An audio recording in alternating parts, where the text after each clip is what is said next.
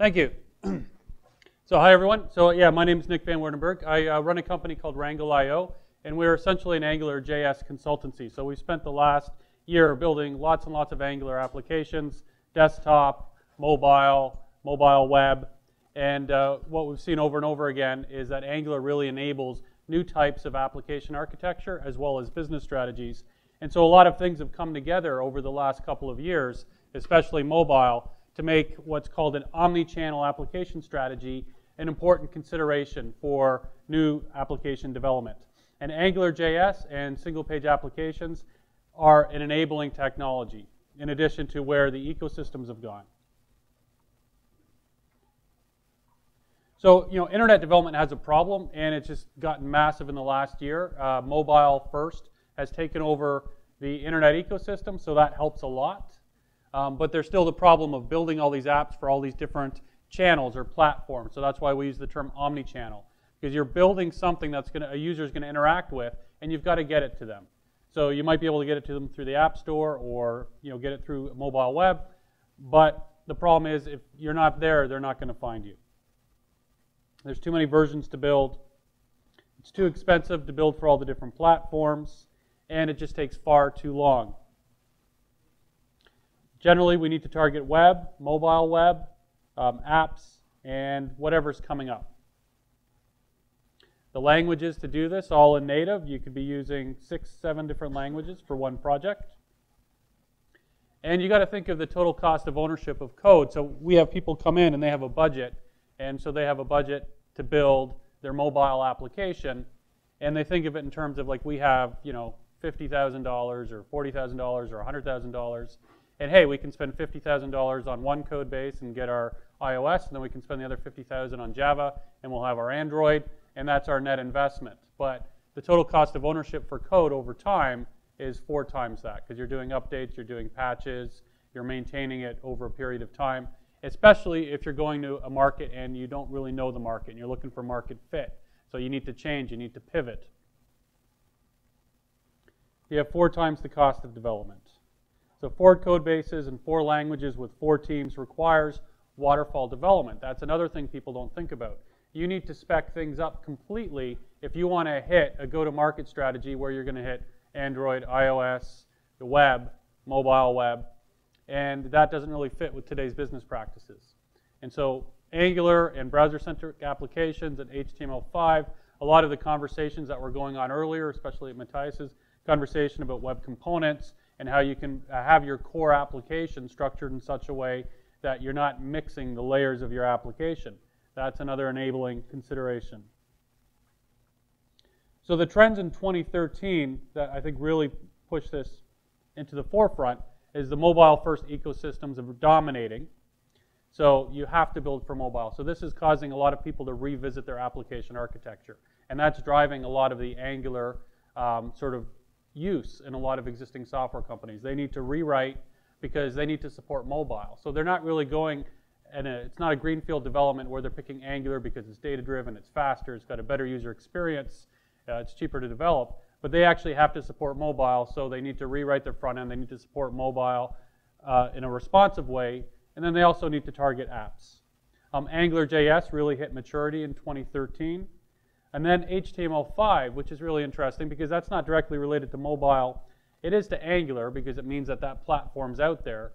But what HTML5 does in the regular web, it enables you to take the same application architecture that you would with mobile. So if I'm building a mobile application, I'm building a UI that's talking to data on the back end, and it's not supported by a server, but it needs to connect into an API. So a lot of the API revolution, a lot of Node.js's growth, a lot of the use of this kind of client-centric architecture has been mirrored in the mobile world as it's emerged in the regular application world. So that means you can target your web application and your mobile application with the same architecture.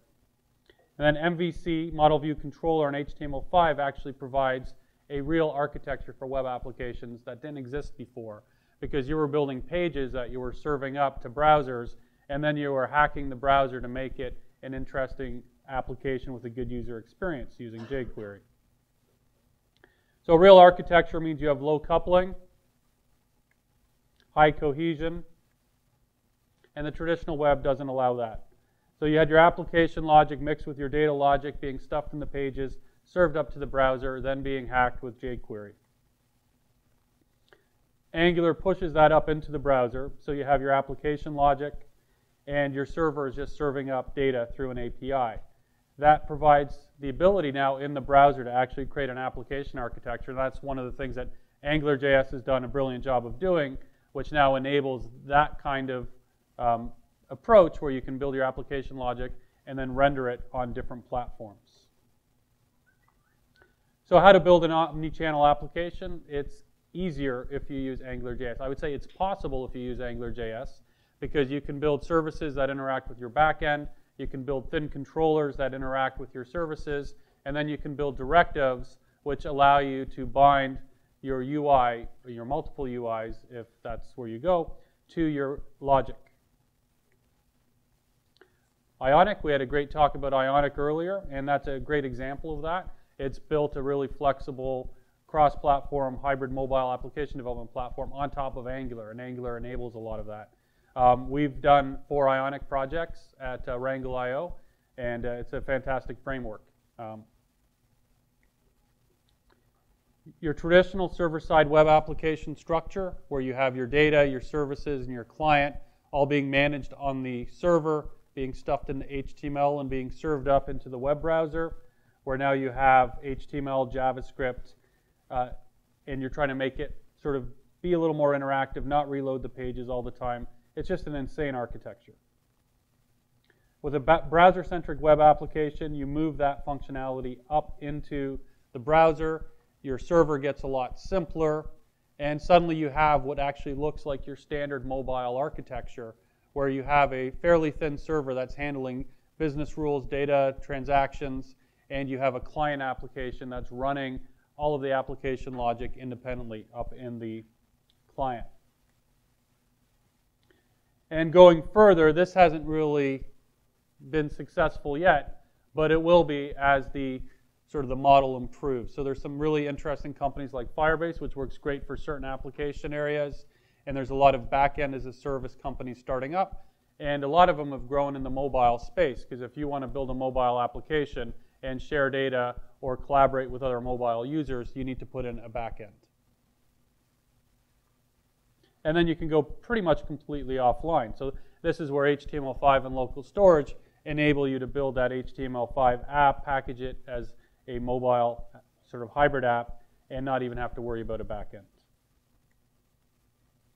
So client-side architecture is the critical piece, and this is about AngularJS and not about the mean stack. So I don't like to talk about the mean stack with anyone because it doesn't really address the architectural shift that we're seeing in web applications with AngularJS. If you look at your typical mean stack architecture, your app is AngularJS. Everything else is API. Mongo is behind the API.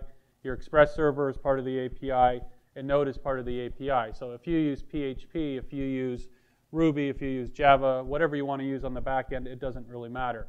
It's really about the architecture. AngularJS enables this. It's not quite magic, but it's definitely built around these principles. And the business case really demands this now because of mobile, because of HTML5. The use of frameworks like Angular to build applications that can run on multiple platforms in an omnichannel manner is becoming essential. So to talk a little bit more about that, because one of the things I want to get across is there's a very strong business case here. So if you're looking at building an application and you're presenting why you should use Angular, one of the reasons is that it enables you to take an omnichannel approach, to reuse code, and to get rid of some of the problems you'll have otherwise, because supporting 5-6 platforms for a piece of user functionality is, frankly, insane from a business strategy perspective, but it's something we're forced to do. It's also an important consideration for competitive reasons. Like, I don't know, I've noticed probably in the last 6 months that I have a hard time even thinking of adopting technology if it doesn't look good on my phone now, because I expect to be able to deal with it through my phone. Some of the options, so this is not a mobile sort of conference, it's about Angular, but if you were to go and not take an omnichannel approach with Angular, your choices are to serve one market, so you could take it as a startup. That's not really a good idea. I'd argue strenuously against that because of competition. If someone has an application that's any kind of business application and it's being used in a corporate environment, you can't just have it on iOS. Hospitals have really struggled with this because they did all their early work on iOS. I went to a mobile app symposium and everyone was talking about their iOS app and how they were completely stuck now because they didn't have an Android app and they didn't know what they had no idea what to do about it. So they were completely blocked. Customer acquisition channels. So this is another important consideration. So if you're looking to bring people into your application, if you get them through the App Store, that's great. But a lot of people find out about you through social media, through email. If you establish a relationship for your application with someone and they're not totally bought in yet, they're not going to install the app because everyone's burned out. They have 190 apps installed. So you do need that mobile web application experience. But once they get really engaged with your application, then you need the things that the hybrid apps provide. You need the notifications and you need the other sort of features that you get from a native app. And then if people are really engaged with your product, then you need to support them through a web browser because they're using it for business reasons and they're not going to sit there at their desk and be tapping on their phone. So generally, if you're B2B or web, or you have any kind of web customer acquisition channels, you're doing web and mobile apps. This I'll skip over, but this is basically, if you need to make the case. So in a sense, what I'm saying here is that one reason that you need Angular is that you need an omnichannel architecture to support mobile and other platforms. I don't hear that come up a lot. But PCs are being bypassed, smartphones are exploding, more mobile growth is coming, and the future is mobile, through and through. So the business case for AngularJS and Omnichannel, it's time and market fit. You need to get to market, and building 4 apps with a waterfall development approach, it's going to be very expensive. You're going to have to filter feedback into 4 code bases. Many companies get stuck when they can't find developers for other platforms. If you miss the mark, you got to redo it all. And if you're late to market with a poor fit, because you took a waterfall approach, then, what was the point, right? So as I'm a big fan of Angular on mobile, Angular for web, and Angular for mobile web, because I think these business considerations actually trump a lot of other considerations. And with the current sort of, as from the Ionic talk earlier, the bad days are pretty much behind us. We still have to support Android 2.3. I heard a quote the other day that the Android web browser is the IE6 of the mobile world, and it truly is. If it wasn't for Android just having such a crappy browser, we wouldn't have had that sort of the bloodletting a few years ago in HTML5 mobile, as it was put. Time to market, it's more important than cost to market. So even though it's cheaper to go with Angular and an omnichannel approach, it's still more important to get to market faster, and you can definitely do that with Angular and a single code base. And then market fit's more important than cost to market. So it's not about getting it done cheaper with HTML5 and AngularJS and an omnichannel approach. It's about getting to market faster, and it's about getting the market fit. And I rarely hear people talking about time to market and market fit. They basically say, okay, you might have to spend a little bit more to get 3 code bases, but you're going to use all the shiny new features and not have to struggle with QA across multiple platforms. But again, time to market, market fit, being agile, being lean, and being responsive. And these are all enabled through an omnichannel application architecture strategy with Angular. So I would say strategy before tactics. Look at native and HTML5. Look at web, mobile web, and apps. Look at the big picture. Look at what kind of feedback you need. A lot of people think of mobile as an afterthought. They build out their application, and then they put together a bunch of wireframes, and they ship it out to an agency, and they get an app back. Those apps usually suck. You need multiple apps. How important is mobile web versus app user experience, right? So, if you're looking at it from a minimal viable product perspective, your MVP may demand HTML5, and if you're doing HTML5, I think that demands Angular. So determining your platform strategy, obviously, are you doing mobile, web, website? You got to measure all that. Every business case is different. But customer acquisition, thinking through those processes across all your different platforms, what your acquisition channels are. If you're doing app PR, to be able to have your app run amazingly well on a mobile browser. Like most of the news I read, most of the non-core work stuff I do it entirely mobile now. I don't think I do anything that has anything that not to do with my core work. Like if I'm reading something, reading an article, looking at an app, looking at a website, I'm doing it on an iPad or an iPhone. And so that's the customer acquisition channel to be considered. And then desktop applications. There's actually a lot of interesting stuff going on where you can use things like Node WebKit and AngularJS to actually build a pretty cool desktop application. And a lot of that's also happening in the Chrome world with Chromium and Chrome OS apps. So think of an application as content and how you get that content out there and how Angular can enable that. So what is Omnichannel? One code base to rule them all. A single application for all channels, web, mobile web, iOS, Android, Windows, etc. Now one code base doesn't mean just you write it once and then it works everywhere. You obviously have the user interaction, the user experience. So when you're building your application and you've built your web and your mobile web, and maybe you're going to go and build out a completely different set of user interactions for the mobile app, which makes perfect sense, but you can reuse, say, 75% of your code or 60%, depending on how different it's going to be based upon the fact that you've got a well-architected application that's built in layers.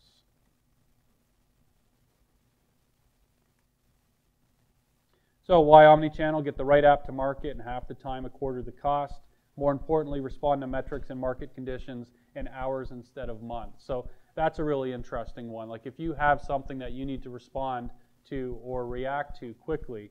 Now this goes into sort of some different application domains. So like Omnichannel is really emerged in the retail market. So you're doing a campaign and your apps and your application and everything is built around that campaign. If there's a problem or if you're responding to any kind of metrics or analytics, if you have to go contact 4 different agencies and spec out completely what they need to do, send it to them, have them work on it for a couple of weeks, get back to you, you're not responding to the market, right? So if you can tie your business to be agile and respond to metrics, then you can actually make changes in hours and instead of months. And that starts tying in your entire application platform strategy into a lean continuous delivery model where you can build and deploy multiple times a day. Why not? Not as good as native.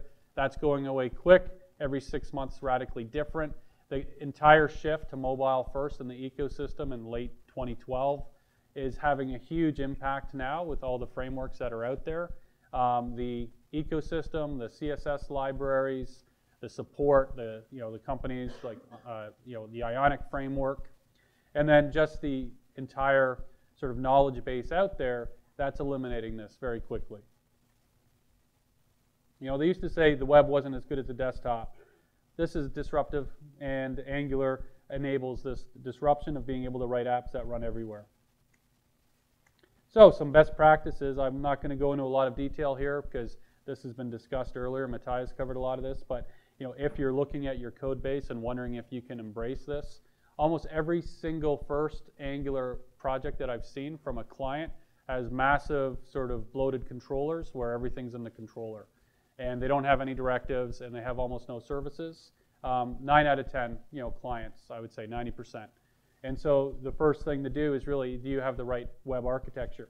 Now the thing is, if you're doing test-driven development, that actually drives that out because it's very hard to test controllers if they're bloated. If you factor out the DOM manipulation into directives and you factor out the back-end service stuff into services, then you find that you actually now have a testable application architecture. And so if you started off test-driven, you actually are sort of driven in this direction. So it's actually an interesting sort of aspect of Angular and this kind of application structure. But you shouldn't see $HTTP in your controllers. You should not see $resource in your controllers. You shouldn't see DOM selectors in your controllers generally. And if you sort of look at that and you factor out your controllers and you make them skinny, then you've got, I'd say half the battle won. And then the directives and the services and getting those rightly done. Then what you end up with is that directives are probably your main touch point with the UI. So you can do a responsive HTML and use some new directives in there to give you the different interactions on the phone versus the website. Your controllers become largely reusable. So some of the rules: no DOM manipulation, no back-end code in the controller, not so many business rules in the controller, directives to capture platform-specific interactions. You can have multiple controllers, so controllers can capture some of those as well.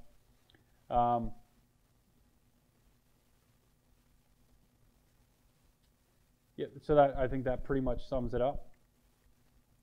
Checklist, I just went over that. No HTTP or resource, no DOM manipulation, the controllers are small, tests are in place.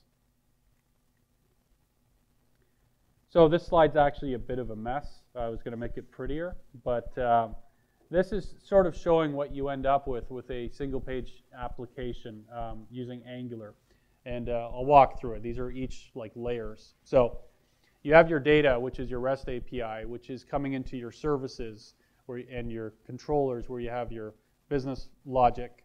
Then you're wiring it into the HTML using the Angular sort of two-way data binding, and HTML is the view, and then you're styling it. The thing that's radically different with an application like that is that these layers used to be all mashed together, because your web server would be getting the data, injecting it into the HTML, and you would be tossing in all the JavaScript to manipulate it. This is a completely layered architecture. So you can test your data layer in your REST API and reuse it. Your business logic and your interaction with the data is in the services. You can test that separately and reuse it. And then your controllers can tie that into the structure, and then that can be styled. Because of this, it's a lot easier to support multiple targets. And it's a lot easier to build something that you can use on a phone. Or the other aspect of it is where you build out your application, and then if you really have too much of a hurdle to jump over, you can automate a fair bit of this using Grunt or Gulp, where you can take what you have in terms of code and package it up for a different kind of deployment architecture. So we've done that, where we've built responsive web applications that we wanted to turn into PhoneGap applications, and we needed to deal with some of the directory structures and some of the Cordova, folder structures, and we built automation to do that so that we could maintain that one code base. Some best practices there, like you're building your Angular app and you want to support an omnichannel approach. Plan your directory structure early so that you don't get tied up. So nowadays we tend to start off with more of a Cordova-like structure, and then we sort of peel back from there so that we can support the multiple targets easier. Build early, so this is like frequency of feedback, so being able to build for all platforms. That has a huge impact because you can automate all of this. So, and you have a test library, you have your test suite, and you have automation for building and deployment. So now as you go into your application, your omnichannel application development, if there are any problems, you're finding them early. If you go for 9 months and then start trying to peel off another platform, then you've probably got so many sort of mild architectural decisions that have compounded in your code base that, and your code might not be that well sort of architected for this approach, then you're going to be in trouble. So as a sort of a summary, you can get your application to market across all your platforms in half the time at a quarter of the cost. It varies. I mean, you have some more work to do in making it omnichannel, some more architectural challenges, but a lot of that is actually good practice anyway. So highly cohesive, loosely coupled code that's well architected with a full test suite. You should be doing all that anyway. So if you're not doing that and you try to do this, you're probably going to struggle. But if you've built out your test suite and your architecture, then you're in pretty good shape to do this. And then if you automate your deployment and your build process, you do have that constant feedback. And then you get those compounding benefits when you're responding to feedback. So you've got the benefits of agile development and continuous deployment. So you're building, you're releasing, you're getting feedback. So I think I ran a little quick, but that's what I had for today's talk. So thanks. If you want to follow us on Twitter, we're @WrangleIO. There's my Twitter and email if you have any questions. visit our blog, subscribe to our newsletter. Any questions? Yes? Can you elaborate a little bit more on business logic and where you want to put it, server-side, client-side? How do you make that call and share them? So client side, through and through, unless it's something that needs to be sort of tightly managed, from a security perspective. So generally the data, it's a separation of concerns. The server side is managing the data and the rules about the data and the transactions on the data, so that's kept consistent and that's kept secure. So if you're doing any kind of retail transaction, you'd want to do that on the back-end service. But all of the user flows and the application sort of flow would be in the client side. So you're pulling up your data, you're manipulating it, you're interacting with it, and then you're making a call back to the server. And on that point, a lot of people have brought up, well, isn't that a security risk? Every single application out there is so jam-packed with jQuery already. This isn't really a new approach. I mean, we've been 75% of the way here since Gmail came out, and 2 years later with the Web 2.0. This is just taking the last mile and moving the rest of that sort of page templating and routing logic from the server up into the client.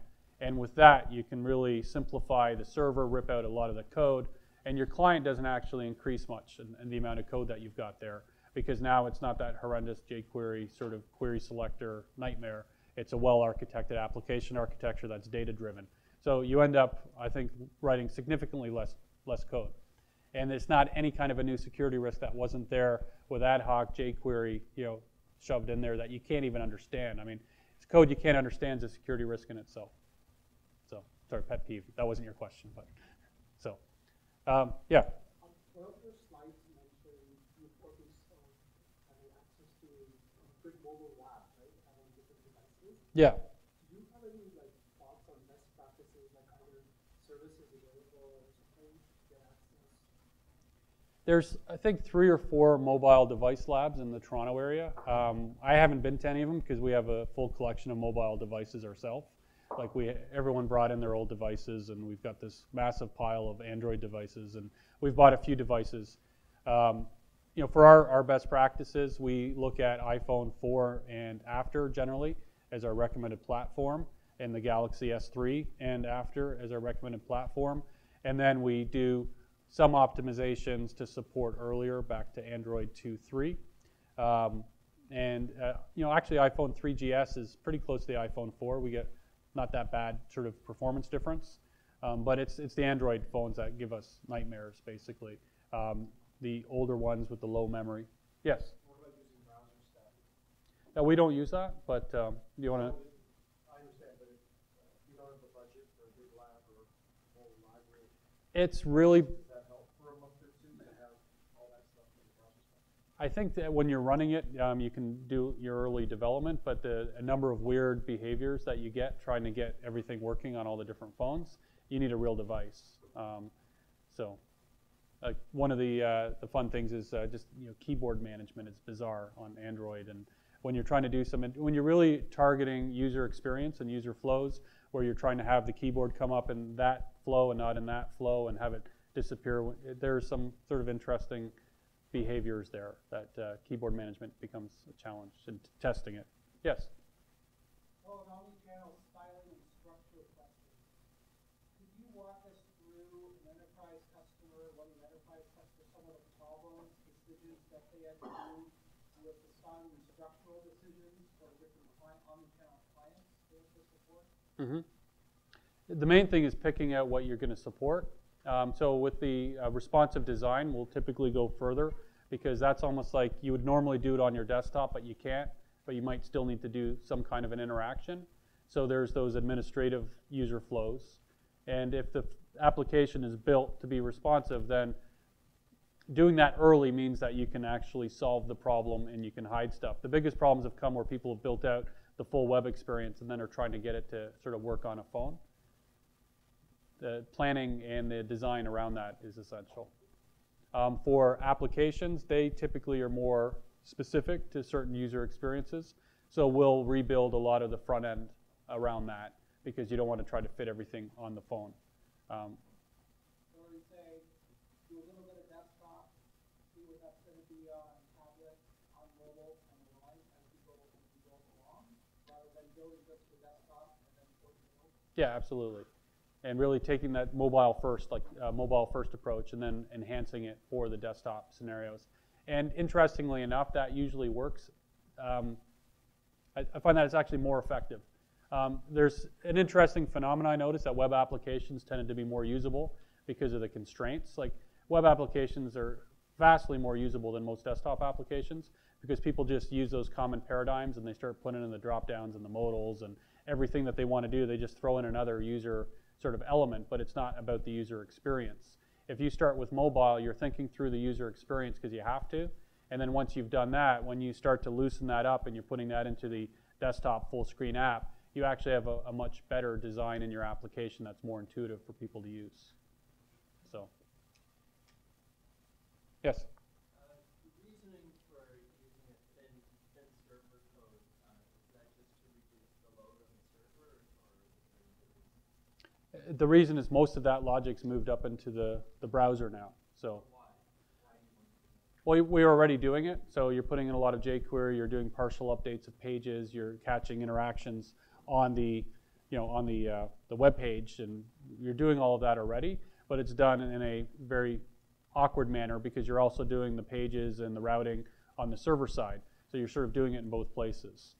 So by just going the last sort of few steps or miles and doing that all in the browser, now you have a much simpler browser architecture, so you can build out your routing, your templates, and your architecture, which you're doing anyway because you're doing all these AJAX calls back to the server, and the server is just serving up the data.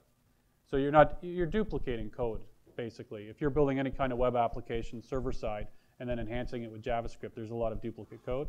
It's you're building routing in both places and logic in both places. You mentioned continuous delivery. Yeah. What are you using for your acceptance testing? For continuous delivery, so we use Protractor with most of the Angular stack. And we use Jenkins and we use Magnum CI for simpler projects. So, yeah. I have to admit, this is the first time I heard that Angular is working on the desktop with the desktop application. Could you explain a bit more about that? How we use Angular to add on the desktop app? Yeah, it's very similar to how it works in mobile, like with Ionic, where you have all the different widgets that you can use. What it's doing, it's binding that all into a packaged application. So it's a wrapper like PhoneGap, and then that wrapper allows you to send an installer and install the application on the desktop. One of the popular ones is Node WebKit, and what that does is it allows you to actually bind Node calls right into your DOM. So you're building a web application that has full access to a sort of like an in-process Node server. So you can use Node for file management and using Node libraries for accessing databases and stuff like that. So what if there's a bug in the program that couldn't stop any quick fixes up there? You mean without going through the App Store? Yeah. Yes, you could. So you could architect that because you're using app cache and you have all those assets that are being deployed. But I'm not sure on how far you can go with that without sort of annoying, say, Apple or Google. I do know some companies do that, right? Especially content-based companies, because they're shipping an app that doesn't have the content loaded yet. And so it needs, like, for Toronto Star or companies like that. So if you think of content as application functionality, that's exactly what they're doing. And you have, with Angular, you have the whole, caching and template caching. You can do a lot of funky stuff there as well. We haven't done that specifically, though. It hasn't seemed to be worth the effort. But I think for certain domains, it would definitely be worth the effort. But yeah. Do you think every application should be a single big application these days, or are there still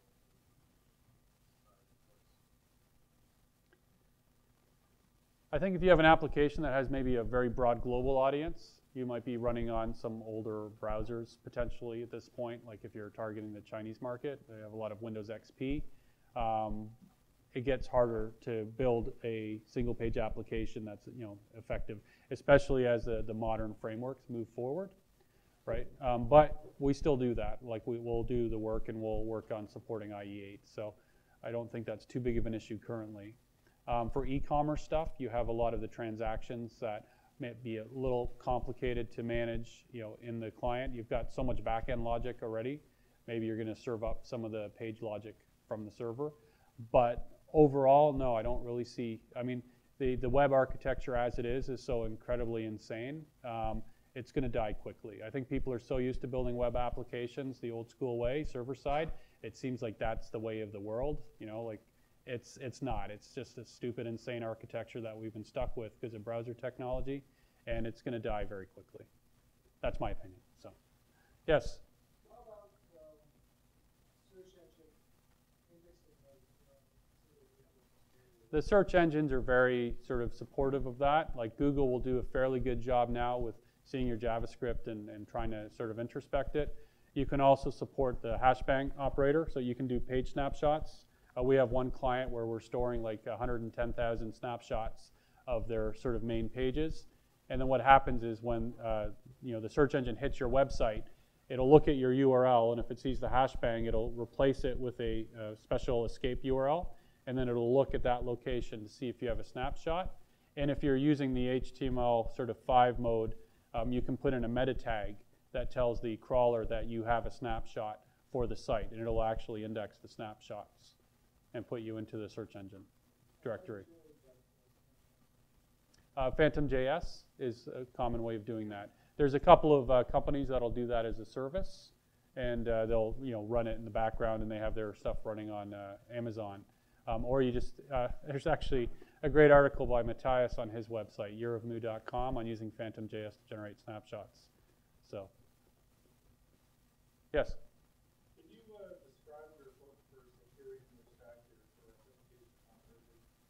Sure. So we do that generally through the REST API. We've really shifted towards token-based rather than cookies. So we'll serve up a token, store the token in local storage, and use that for interacting with the server. Generally, it's very similar to what you'd be doing with pages. We're just, we're using REST endpoint. So you'll authenticate against the login endpoint. You'll get back a token and use that for subsequent calls. So for more sophisticated, APIs, we'll do other things such as putting in timestamps so that it'll help with like replay attacks against the API. And it really depends on the level of sophistication needed. And we'll still use, basic cookie authentication as well. All right. Any other questions? Yes.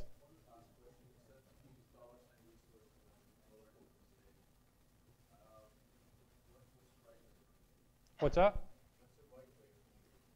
Your services. So you'd have a service that you would inject into your controller, and that service represents the back end. So you're creating a service and an API. So that way, because what happens if you inject resource, then what happens if you have another controller that's working with the same endpoint? You end up duplicating code. And then it also makes your controller harder to isolate for testing. So, I mean, actually, it's not that hard to isolate with Angular because you can, put in the HTTP backend and mock that out no matter where it's used. But generally, it's not a clean way of testing and modularizing your code. All right. Last call. Any questions? All right. Thank you.